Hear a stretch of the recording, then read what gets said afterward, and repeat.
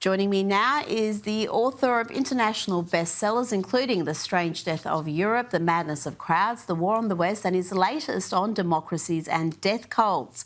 Douglas Murray, before we dive into today's issues, I last spoke to you just a couple of hours after Charlie Kirk's murder.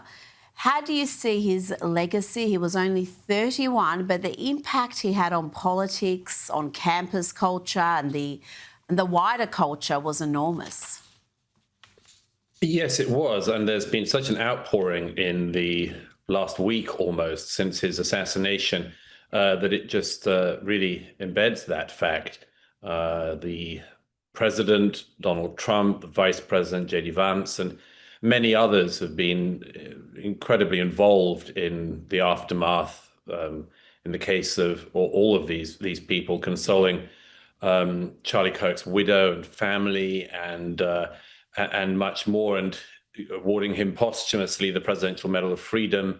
Perhaps as importantly, there have also, of course, been, I wouldn't say demonstrations, more gatherings around the world, across America, in London, as far afield as South Korea, of people paying tribute to Charlie Kirk. And that's been an incredible thing to see, actually, a huge outpouring. Charlie Kirk said that when he was asked how he wanted to be remembered, which is a rather scary thing in hindsight to think that somebody just out of his 20s was fairly often asked. Yeah. He wanted to be remembered for his faith, for his Christian faith. And it's really telling, I think, and a fine tribute to him that the people who have been gathering in tribute to him have not done so in the sort of way that certain sections of society do, by causing businesses to have to board up their shop windows and so on. No, very far from it. They've been gathering in prayer and in vigil, and that's really been an incredibly moving thing to see. Now, Douglas, President Donald Trump has arrived in the UK to meet with King Charles. He'll be spending the night at Windsor before meeting Keir Starmer at the Prime Minister's residence. This is a historic visit, the first time a US president has had two state visits to the UK while in office. Douglas, there's going to be plenty of pomp and pageantry. There'll be further trade talk. What else do you expect to see from this visit? Will President Trump bring up those huge anti-mass immigration protests we've just seen in London? It's possible that he will. President Trump has been asked about this visit and has stressed that it's really about the king in the royal family. And that's clearly his own passion in accepting this visit, is his passion for the country of his mother's birth. And for the United Kingdom, and especially for the monarchy. He has met Keir Starmer, of course, a number of times since coming back into office. It's an uneasy relationship in lots of ways, and you can see that. Keir Starmer's politics really couldn't be further away from those of President Trump. But on the other hand, the UK needs good trade relations with the US. President Trump and the Trump administration has been pretty generous so far in that, in those negotiations. And I would expect it to go smoothly. And I would imagine, given recent events in America, maybe, just maybe, the domestic anti-Trump left in the UK might keep their usual sort of rude protests down. You'll remember that last time President Trump went to the UK, people like the mayor of London, Sadiq Khan, tried to make it all about themselves, allowed protesters to, I mean, it was within the law, but I mean, sort of insult the guest of the United Kingdom. I imagine there might be a little bit less of that this time. It's hard to say at the moment. Well, on those protests across, London, certainly, the crowd number there was enormous. But these protests have been variously described by the media as far-right and extremist, white nationalists. But let's hear from a couple taking part who challenge those narratives. What's your name? Why are you here today? I'm Anne, that's Andrew, my husband. We want our children to be able to speak without being persecuted or being arrested. We don't want them to have tweets on X or anything else and being criminalized for thoughts. I think everybody should be able to speak. And Douglas, let me play you the experience of this next woman, a black woman in a hijab, who attended the march expecting to be abused. I'm going to the September 13th protest and seeing how many times I get called go back to Africa. Oh no. Oh no. But let's see what actually happened and what she had to say after. I went to the Tommy Robinson protest on September 13th and it was fine.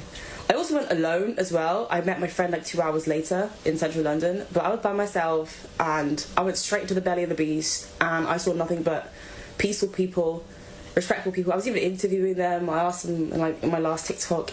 They're actually good people and I knew I shouldn't have been afraid. I was never ever going to be afraid because I grew up with English people.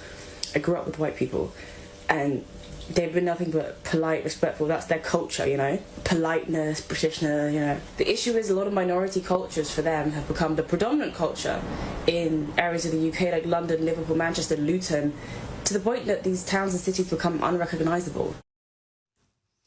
Douglas, she gets it better than 95% plus of the media. Yeah, I mean, good for her in one way. I mean, it's sort of absurd that in the country she lives in, she thinks there's a kind of belly of the beast, which is a protest like this. Good for her for acknowledging that she was wrong and was misjudging her countrymen and women. It's an astonishing thing to see this, Rita, because Tommy Robinson's Unite the Kingdom protest gathered a very large number of people in the centre of London, at least 100,000. Probably significantly more than that. It's always hard to say with these protests. Organizers always say they're larger and the police always say they're smaller. But it was a very much more peaceful event than any of the media wanted to admit it might be, or indeed in the end was. There were some arrests, but infinitely fewer than, let's say, that great celebration of multicultural, diverse London, the Notting Hill Carnival, where there are always dozens of arrests and you know, stabbings and sexual assaults and so on. The Tommy Robinson Unite the Kingdom event went off peacefully. It went off positively. I watched a relay of what happened from the stage. It wasn't anything like a white supremacist, white nationalist thing. There was a black gospel choir. There were some Maoris doing one of their, you know, the chants and things, and the haka, and it was all very, you know, good natured. Some of the speakers talked about the things that clearly are worrying my fellow Brits. I mean, things like, yes, the mass illegal migration. The fact that people who describe themselves as white British are finding themselves to be a minority in every major English city. That's a big one. I mean, that's not like an imaginary fear. That's just something that has actually happened without their asking for it. In fact, asking for it not to happen for, you know, generations now.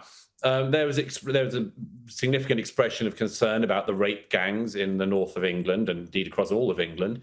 And much more, but it was all actually, it was very peaceable. And one of the things that's striking about it all, Rita, is not just the misrepresentation of it, but the fact that it would be actually very hard to imagine Keir Starmer, for instance, being able to raise any kind of mobilized, you know, group of people for a positive celebration of Britishness in this way.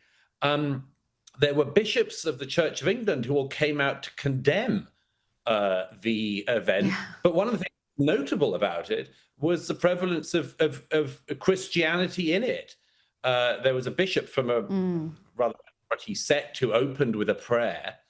And there were calls for Christian revival at the event, all of which was very interesting. But isn't it fascinating that at this time when it's clearly a need in Britain for a positive vision of the country, for pride in the country, and much more. So much of the almost all of the political class, almost all the media, and everyone else doesn't want to be within a million miles of these people, and indeed doesn't even speak to these people. And good for that girl you just showed for realizing that actually, if they did speak to most of these people, they would realize they're not some sort of trolls you can't approach, who are dangerous, white supremacist, nationalist, Nazi, KKK, etc., etc. They're decent people who want their country to revive itself and not to fall into this appalling despot that it's currently in.